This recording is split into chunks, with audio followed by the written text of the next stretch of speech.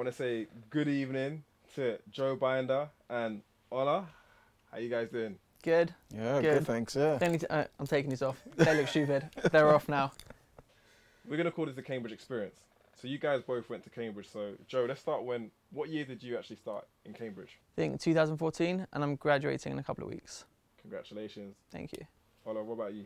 I started in 2010 and I left in 2012. Well, I actually left in 2011, but I came back for a few exams. There's a story around there. So I graduated in 2012 in the end. So is it like different campuses on Cambridge? Like educate me on what the names of the campuses are.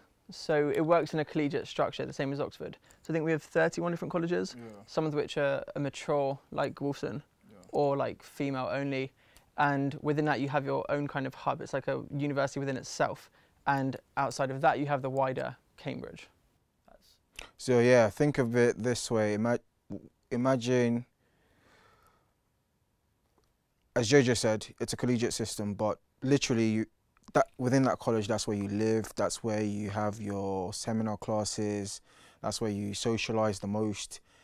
That it's a campus within a campus, each college, and therefore, so you have your own library, you have your own dining halls. So it's almost like a collaboration of 31 plus different universities all in one. So that's how it kind of works.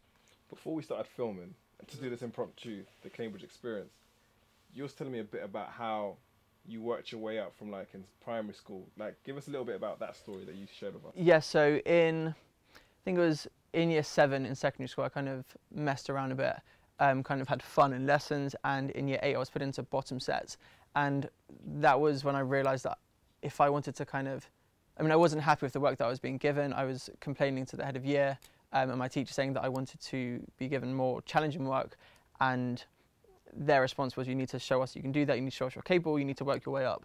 So for the next 3, 4, 5 years, I was constantly asking for extra work, trying to move up to different sets to be challenged more.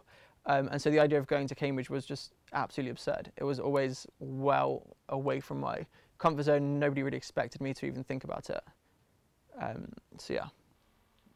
How was it for you then? Mine was a little bit different. So I always kind of knew about Oxford and Cambridge. It was an ambition of my parents, I guess, for one of us or all of us to go to Cambridge, especially because my granddad went to both.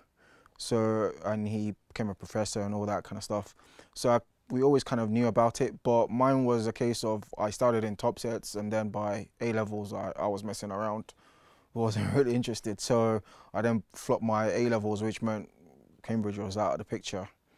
Went to a different uni for my undergrad, and because I did well there, I was then able to apply later on to Cambridge for a master's.